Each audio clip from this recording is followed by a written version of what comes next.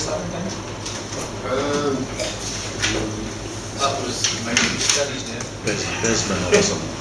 it was, if you go to Yori, Y-U-R-I, Bez, B-E-Z, M-E-N-O-V, Yuri Bezmenov. He's KGB agent to deflect to America, back in the, I believe it was the late 60s. He's that person who's referring to earlier. Got to study all the cannabis. You can look up, he's got a lot of lectures online and stuff. He died there a while ago, but it's interesting stuff. This paper is quite interesting. It's institutionalization through reciprocal habitualization and typification, and it's a paper which deals with a computer model which can be used to accurately describe interactions of people, how ideas are formed, are spread among people, and then how ideas are institutionalized.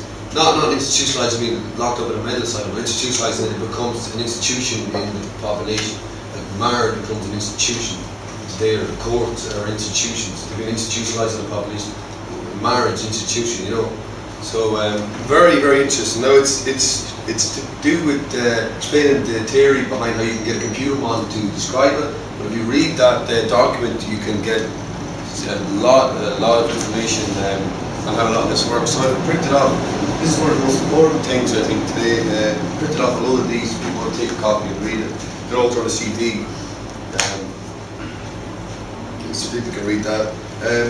Reciprocal means that it happens to one person, it affects the other person, they affect them back, and so forth. Habitualization means in terms of like. Sorry. Yeah. If it means like in the physical world, it's not like in terms of habits. It's more like a sociology term where if you're walking down the street, the definitions are all in the paper. It's very interesting. If you're walking down the street, some guy comes up to you and hits you a thump. He'll hit your fist in the face when you walk down the street. And the next day you walk down the same street and you get a thump again. The next day you get a thump. Then you're going to form a habit. Your behaviour pattern will change. You won't go down that street anymore. Your behaviour pattern has changed. Habitualization has happened. Something physical thing in your environment has happened which changes you. And then the other thing is typification, where if you're walking along with that person who keeps walking down that street and getting thumped in the face, then it didn't happen to you, it didn't physically happen to you, but you've seen it happen. So you've been typified. Typification has occurred. Your behaviour pattern changed, but it didn't physically happen to you.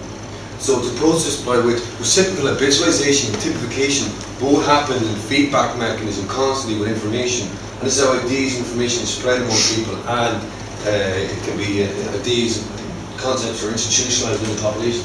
This is like the hoodies and the chaps and the gang crime and the knives and everything, isn't it? They make it all out to be normal. Yeah, you can set up these films.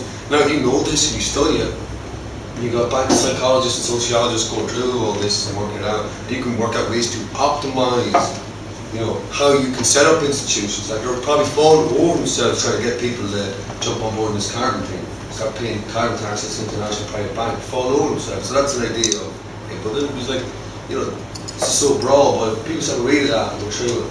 Very, very, very interesting.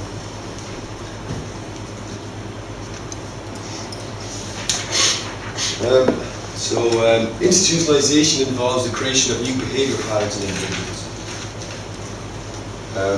Takes advantage of natural human need to learn from others in the group. So one bird or whatever gorilla discovers a new way to get food, and no one watches it and they learn. They can spread that way. That's how all skills and knowledge is advanced, in animals. And it's natural in humans to you observe and learn of others.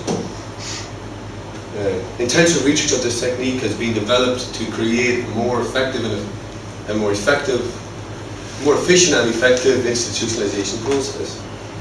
Institutionalization of a population's perceptions and behavior patterns about specific social issues and institutions can be implemented through controlled education syllabuses.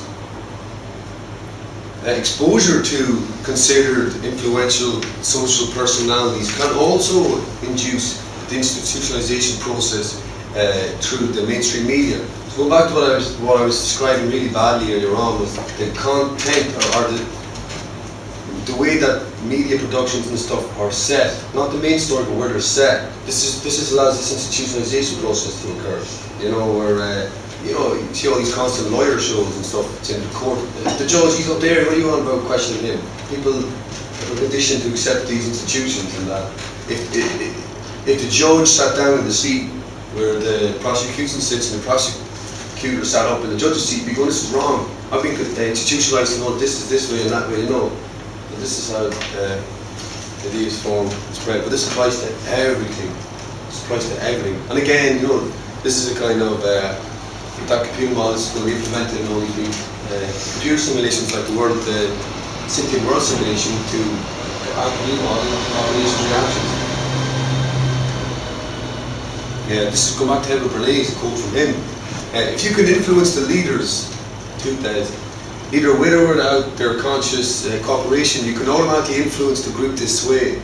But men do not need to be actually gathered to be influenced by this psychology. Because man is by nature gregarious, he feels himself to be a member of a herd, even when he is alone in his room with the curtains drawn. His mind retains the patterns which have been stamped on it by group influence. So, you know, if you control the people, think about it in terms of cult. Culture comes from cult. So think of like a cult leader. Whoever believes him and follows him and are influenced by him. Well, some more cult leaders in terms of that sense. People follow and look up to these people. So if you control who the people in the population look at, then you control how their viewpoints and perceptions are institutionalized. So you can institutionalize ideas on, you know, it's always very funny. All these people always come from, you know, certain backgrounds, or certain musicians get pushed up and come through big corporations or are related to some of these big people. And then all these other artistic, really good quality musicians never get through. And, people that emulate the mediocrity, so that they're focusing on the real issues. completely. So if you control and figure pick who these are, you know, the PR companies, these like big PR gurus, you know, how could they just pick one person all of a sudden, bam, they take off for overnight, they're everywhere. Media's all controlled, so they mushroom up all these people. And they can blank them out if they want as well, just as easily. And that's, you know, people hear celebrities talking about certain issues, and they automatically fall in line. Going back to the Solomon Asch conformity issue. And you know, conformity is a function of social status as well. Some of the research people have pointed out. Mental heroin. This is what we have.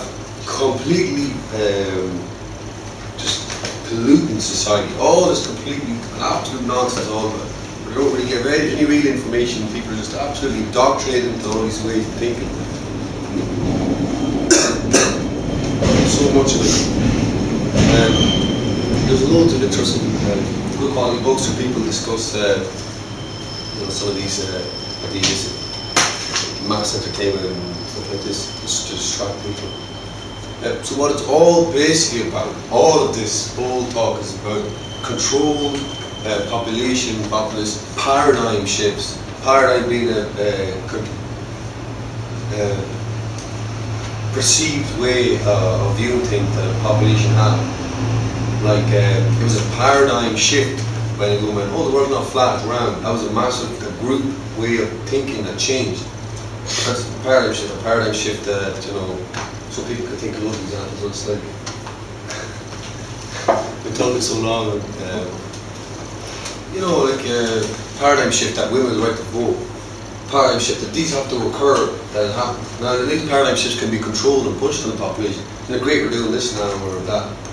And if you control them, control how these new institutions are formed, then you guide the population. It's like you form a gradient or a slope, and the population's viewpoint just falls down because you created that gradient. You can't do anything but fall down because most people just go what the media tell them. So a critical approach to all topics and issues is essential, absolutely essential. The summary of everything is we're all physical economic slaves and perpetually limited beings. We can choose to wake up to reality, to strength, to be mentally free. It's very hard, even I've been looking at this for a while, and it's very hard working full time and then coming home in the evenings and having to read through all these